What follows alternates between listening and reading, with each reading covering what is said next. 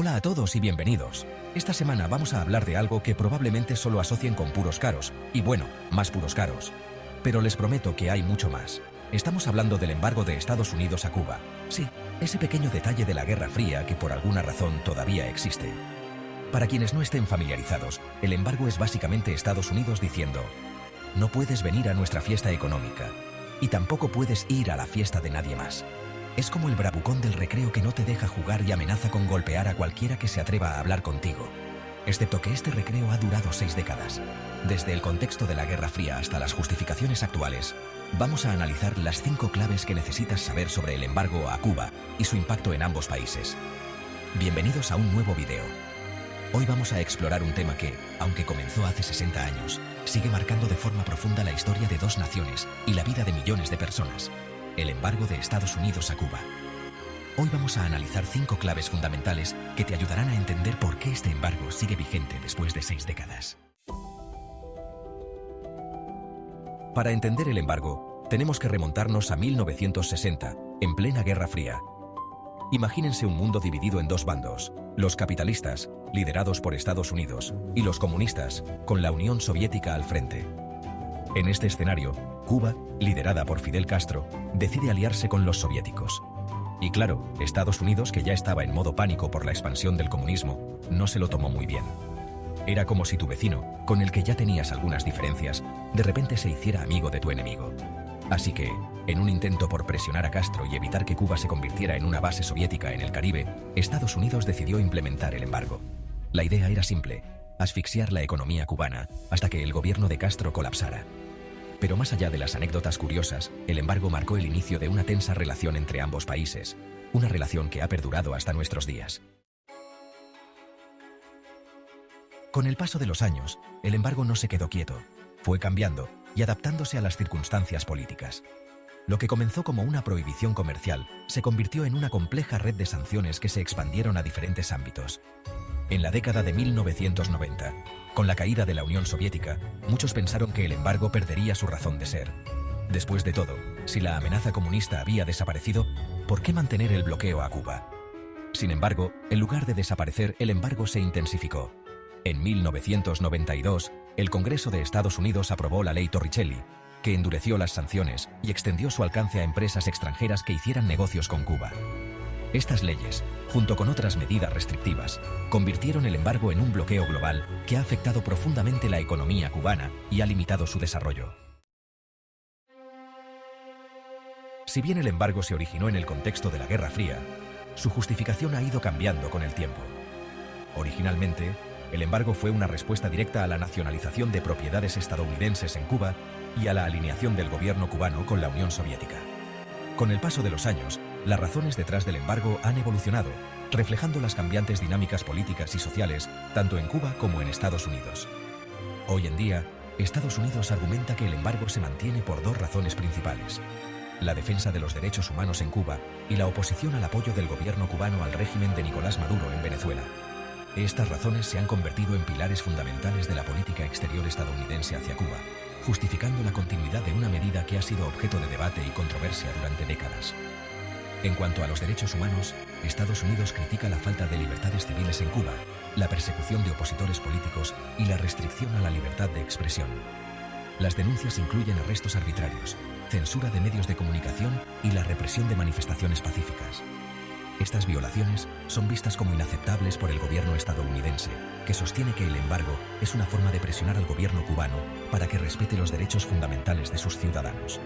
Sin embargo, el gobierno cubano argumenta que estas críticas son infundadas y que Estados Unidos utiliza el tema de los derechos humanos como excusa para mantener el embargo. Según las autoridades cubanas, el verdadero objetivo del embargo es asfixiar económicamente al país y provocar un cambio de régimen. Además, sostienen que el embargo es una violación de los derechos humanos del pueblo cubano, ya que impide el acceso a bienes y servicios esenciales. Por otro lado, Estados Unidos acusa a Cuba de ser un factor de desestabilización en la región, debido a su apoyo al gobierno de Nicolás Maduro en Venezuela. Este apoyo incluye asistencia militar, asesoramiento en inteligencia y respaldo político, lo que, según Estados Unidos, contribuye a la prolongación de la crisis venezolana y a la represión de la oposición en ese país. Según Estados Unidos, Cuba proporciona apoyo militar y de inteligencia al régimen de Maduro. lo que contribuye a la crisis política y económica que atraviesa Venezuela. Este apoyo ha sido señalado como un factor clave en la capacidad de Maduro para mantenerse en el poder a pesar de la presión internacional y las sanciones económicas. La relación entre Cuba y Venezuela es vista como una alianza estratégica que desafía los intereses de Estados Unidos en la región. En este contexto, el embargo se ha convertido en una herramienta de presión política que Estados Unidos utiliza para intentar forzar un cambio de gobierno en Cuba o, al menos, para debilitar al gobierno cubano y limitar su influencia en la región. La política de embargo es vista por algunos como una medida necesaria para promover la democracia y los derechos humanos, mientras que otros la critican por sus efectos negativos en la población cubana y por no haber logrado sus objetivos a lo largo de más de medio siglo. Año tras año, la Asamblea General de las Naciones Unidas se convierte en un escenario donde se libra una batalla diplomática entre Cuba y Estados Unidos. El motivo de esta disputa anual es la presentación por parte de Cuba de una resolución que condena el embargo estadounidense. Y aquí viene lo interesante. Mientras que en 1992 solo 59 países apoyaron la resolución cubana, en la actualidad, la gran mayoría de la comunidad internacional se posiciona en contra del embargo. De hecho, solo Estados Unidos e Israel, sí, escuchaste bien, Israel, votan en contra de la resolución. Esta abrumadora condena internacional al embargo pone de manifiesto el aislamiento de Estados Unidos en este tema. A pesar de los esfuerzos de Estados Unidos por conseguir apoyos a su política hacia Cuba, la comunidad internacional se mantiene firme en su rechazo al embargo. Algunos lo consideran una violación del derecho internacional. Otros argumentan que es una política obsoleta, que no ha logrado sus objetivos, y muchos lo ven como un acto hostil que perjudica al pueblo cubano. Sea cual sea la razón, lo cierto es que el embargo se ha convertido en algo del pasado, una reliquia de la Guerra Fría que ya no tiene sentido. Mientras que a nivel internacional el rechazo al embargo es casi unánime, en Estados Unidos el tema sigue generando controversia y división de opiniones. Las protestas y manifestaciones en contra del embargo son frecuentes, tanto dentro como fuera del país, reflejando la polarización existente en la sociedad estadounidense. La política hacia Cuba ha estado históricamente influenciada por factores internos, siendo uno de los más importantes el peso electoral de la comunidad cubana en Florida. Esta comunidad, que ha crecido significativamente desde la Revolución Cubana, ha mantenido una fuerte presencia y voz en la política local y nacional. La comunidad cubana en Florida, en su mayoría con una postura crítica hacia el gobierno cubano, ha tenido un papel decisivo en las elecciones presidenciales estadounidenses. Su influencia se ha visto en la forma en que los candidatos abordan la política exterior hacia Cuba, con muchos buscando ganar su apoyo adoptando posturas firmes contra el régimen cubano. Esto ha llevado a que los candidatos presidenciales, especialmente aquellos del Partido Republicano, adopten posturas más duras hacia Cuba con el fin de ganar el apoyo de este electorado clave. Las campañas en Florida a menudo incluyen promesas de mantener o incluso intensificar el embargo, reflejando la importancia de este grupo de votantes. Además del factor electoral, la ley Helms-Burton, mencionada anteriormente, ha complicado aún más la posibilidad de un cambio en la política estadounidense hacia Cuba. Esta ley no solo refuerza el embargo, sino que también establece condiciones estrictas para su levantamiento, vinculando cualquier cambio a la transición democrática en Cuba. Esta ley, aprobada durante el gobierno de Clinton, impide que el presidente de Estados Unidos levante el embargo por su cuenta, dejando esa responsabilidad en manos del Congreso. Esto significa que cualquier intento de modificar o eliminar el embargo debe pasar por un proceso legislativo complejo y a menudo conflictivo. Y como es de esperar en un sistema político tan dividido como el estadounidense, lograr un acuerdo entre los dos partidos en el Congreso para levantar el embargo parece una tarea imposible. Las divisiones partidistas y las diferentes prioridades políticas hacen que cualquier consenso sobre este tema sea extremadamente difícil de alcanzar. Por otro lado, en Cuba también existen diferentes visiones sobre el impacto del embargo y las posibilidades de desarrollo del país.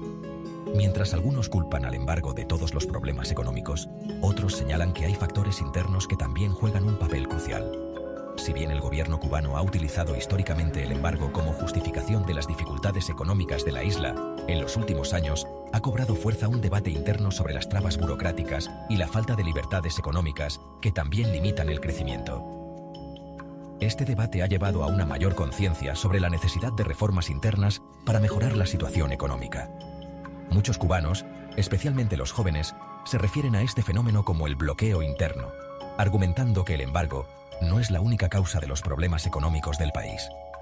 Estos jóvenes abogan por cambios significativos en las políticas internas, buscando mayor apertura y oportunidades para el desarrollo económico y social. El embargo a Cuba, una sombra de la Guerra Fría que ha perdurado por más de 6 décadas, sigue siendo un tema complejo y controvertido. Desde su implementación en 1960, ha sido una herramienta de presión política y económica. A pesar de la condena internacional y las voces que piden su fin, el embargo se mantiene como un obstáculo para el desarrollo de Cuba y un punto de fricción en las relaciones entre ambos países. Las sanciones han afectado a generaciones de cubanos, limitando su acceso a recursos esenciales. El embargo no solo ha impactado la economía cubana, sino también la vida cotidiana de sus ciudadanos. Desde la falta de medicamentos hasta la escasez de alimentos, las consecuencias son palpables.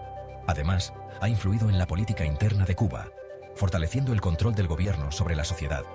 ¿Logrará la comunidad internacional convencer a Estados Unidos para que levante el embargo?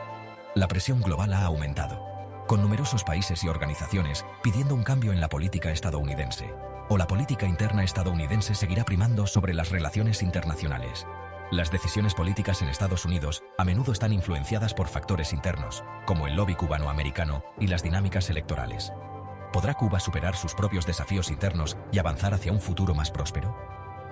La resiliencia del pueblo cubano es notable, y a pesar de las dificultades, han surgido innovaciones y esfuerzos emprendedores que buscan mejorar la situación. Estas son solo algunas de las preguntas que quedan abiertas en este largo y complejo capítulo de la historia. La relación entre Estados Unidos y Cuba ha pasado por numerosos altibajos, y cada etapa ha dejado su marca. Lo que está claro es que el futuro del embargo a Cuba sigue siendo incierto, y solo el tiempo dirá si finalmente se escribirá el punto final a esta historia. Las negociaciones y los cambios políticos en ambos países serán cruciales para determinar el desenlace, y solo el tiempo dirá si finalmente se escribirá el punto final a esta historia. Mientras tanto, el pueblo cubano continúa su lucha diaria, esperando un futuro más brillante. En conclusión, el embargo de I.U. a Cuba es un tema que tiene tantas capas como años. Cada década ha traído nuevos desafíos y perspectivas, y el debate sigue siendo tan relevante como siempre. Es un capítulo en la historia moderna lleno de controversias, y parece que aún queda mucho por contar. Las voces de ambos lados del debate continúan siendo fuertes y apasionadas, y parece que aún queda mucho por contar. La historia del embargo es una de resistencia, lucha y esperanza. Si te gustó este video y quieres más contenido profundo como este, no olvides suscribirte, darle like y activar la campanita para no perderte ninguno de nuestros videos. Tu apoyo nos ayuda a seguir explorando temas importantes y a traer más historias a la luz. No olvides suscribirte, darle like y activar la campanita para no perderte ninguno de nuestros videos. Gracias por acompañarnos en este viaje.